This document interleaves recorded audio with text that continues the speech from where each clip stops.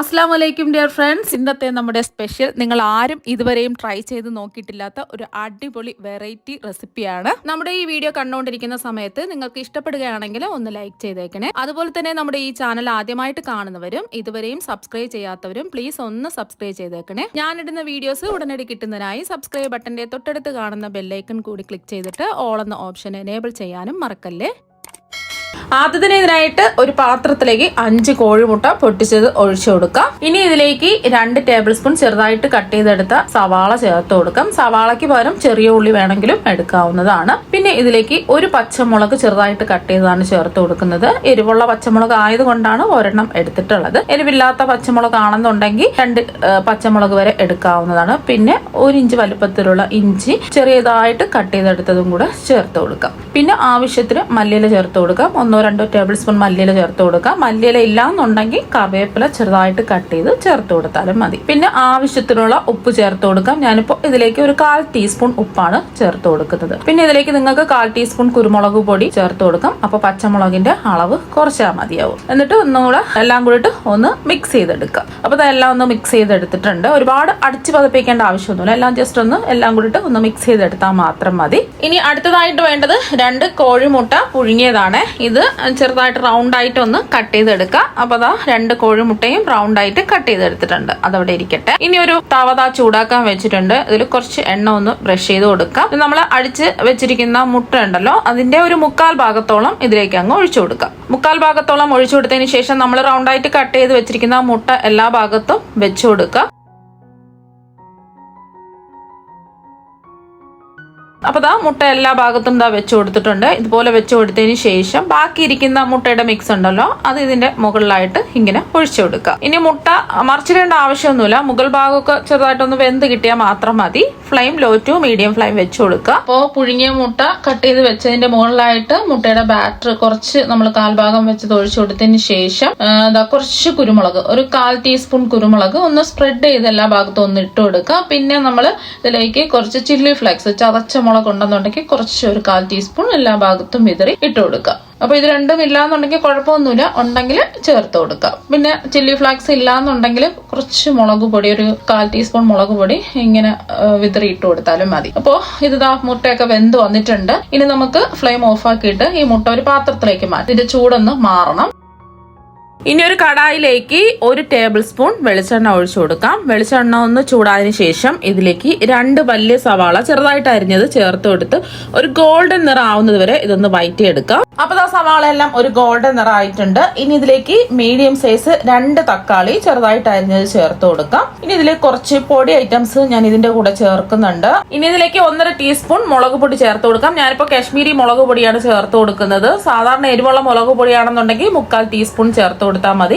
അതിന്റെ കൂടെ തന്നെ 1.5 ടീസ്പൂൺ മല്ലിപ്പൊടിയും അതുപോലെ 1/2 ടീസ്പൂൺ മഞ്ഞൾപ്പൊടിയും കൂടെ ചേർത്ത് കൊടുക്കാം. പിന്നെ ഇതിലേക്ക് ചേർത്ത് കൊടുക്കുന്നത് കുരുമുളക് പൊടിയാണ്. 1/2 ടീസ്പൂൺ ആണ് ചേർത്ത് കൊടുക്കുന്നത്. പിന്നെ 1/2 ടീസ്പൂൺ വലിയ ജീരകത്തിന്റെ പൊടി ഉണ്ടെങ്കിൽ ചേർത്ത് കൊടുക്കാം. പിന്നെ ഇതിന്റെ കൂടെ ലാസ്റ്റില് 1/2 ടീസ്പൂൺ ഗരം മസാല പൊടിയും കൂടെ ചേർത്ത് കൊടുക്കാം. വലിയ ജീരകത്തിന്റെ പൊടി ഇല്ലാന്നുണ്ടെങ്കിൽ 1/4 ടീസ്പൂൺ ഗരം മസാല പൊടി ചേർത്താലും മതി. ഇനി പൊടികളും ഈ തക്കാളിയും ഒന്ന് നമുക്ക് വഴറ്റിയെടുക്കാം.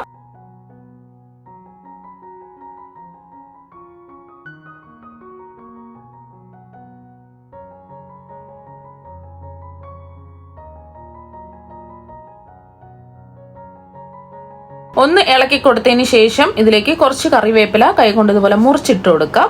തക്കാളി എല്ലാം ഒന്ന് വയന്ന് കിട്ടണം. ഈ ഒരു സമയം കൊണ്ട് ഒരു മിക്സിയിലെ ചെറിയ ജാർ എടുക്കുക. ഇതിലേക്ക് ഒരു കൈപിടി മല്ലിയില ചേർത്ത് കൊടുക്കാം. നല്ല ഫ്രഷ് ആയിട്ടുള്ള മല്ലിയില വേണം എടുക്കാനായിട്ട്. പിന്നെ 1 ഇഞ്ച് വലുപ്പത്തിലുള്ള ഇഞ്ചി അരച്ചെടുക്കാൻ എളുപ്പത്തിന് വേണ്ടിയിട്ട് ഇതുപോലെ സ്ലൈസ് ചെയ്താണ് ചേർത്ത് കൊടുക്കുന്നത്.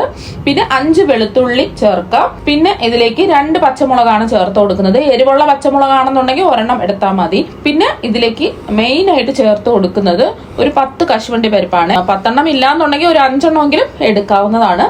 പിന്നെ ഇത് അരച്ചെടുക്കുന്നതിന് ആവശ്യമായിട്ടുള്ള വെള്ളം ഒഴിച്ചു കൊടുക്കാം. ഒരു 1/4 കപ്പ് വെള്ളം ഒഴിച്ചു കൊടുത്തിട്ട് നല്ല പേസ്റ്റ് പോലെ ഇതൊന്ന് അരച്ചെടുക്കാം. ഇപ്പൊ ദാ നല്ലതുപോലെ അരച്ചെടുത്തിട്ടുണ്ട്.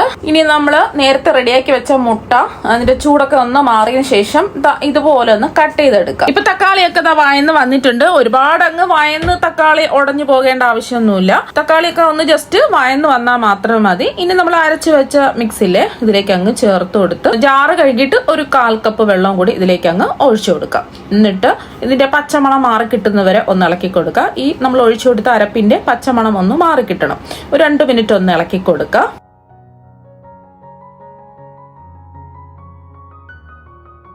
ഇപ്പൊ ഇതിന്റെ പച്ചമണമൊക്കെ മാറി എണ്ണ തെളിഞ്ഞു വരുന്ന സമയത്ത് ഇതിലേക്ക് 1.5 കപ്പ് വെള്ളം ചേർത്ത് കൊടുക്കുക. അപ്പൊ വെള്ളം ചേർത്ത് കൊടുത്ത് ഒന്ന് ഇളക്കി കൊടുക്കുക. നിങ്ങൾക്ക് എത്രയാണോ ഗ്രേവി വേണ്ടത് അതിനനുസരിച്ച് വെള്ളം ചേർത്ത് കൊടുക്കാവുന്നതാണ്. ഞാൻ ഒരു കുറുകിയ പാകത്തിനാണ് ഇത് റെഡിയാക്കി എടുക്കുന്നത്. 1.5 കപ്പ് വെള്ളം കൂടെ ചേർത്ത് കൊടുത്തതിന് ശേഷം ഇതിലേക്ക് ആവശ്യത്തിനുള്ള ഉപ്പ് ചേർത്ത് കൊടുക്കാം. ഞാനിപ്പോ ഇതിലേക്ക് 1 ടീസ്പൂൺ ഉപ്പാണ് ചേർത്ത് കൊടുക്കുന്നത്. നിങ്ങൾക്ക് എത്രയാണോ ഉപ്പിന്റെ അളവ് അതിനനുസരിച്ചിട്ട് ഉപ്പ് ചേർത്ത് കൊടുക്കാവുന്നതാണ്. നല്ലതുപോലെ ഒന്ന് ഇളക്കി കൊടുക്കുക. ഇത് തിളച്ച് ഒരു 2 മിനിറ്റ് എങ്കിലും നല്ലോണം തിളച്ച് ഒന്ന് കുറുകി വരണം. അതുവരെ ഇടയ്ക്കൊന്ന് ഇളക്കി കൊടുത്താൽ മതി.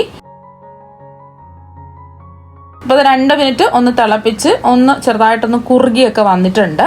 ഈ ഒരു സമയമാണ് നമ്മൾ കട്ട് ചെയ്ത് വെച്ചിരിക്കുന്ന മുട്ട ഇതിലേക്ക് ചേർത്ത് കൊടുക്കാൻ.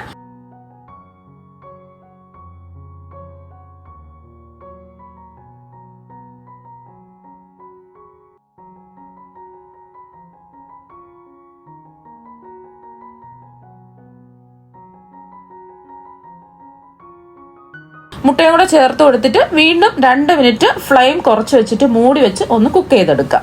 ആ മുട്ടയിലൊക്കെ മസാലയൊക്കെ ഒന്ന് പിടിച്ചു കിട്ടണം.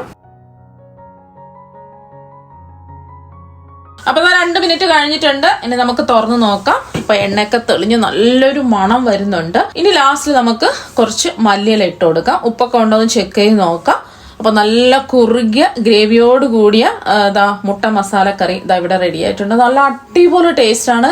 ഇത് ബ്രേക്ക്ഫാസ്റ്റിന്റെ കൂടെ കഴിക്കാം, അതുപോലെ തന്നെ ചോറിന്റെ കൂടെ കഴിക്കാം. ഇപ്പൊ എന്തിന്റെ കൂടെയും സൈഡായിട്ട് നമുക്ക് കഴിക്കാവുന്നതാണ്.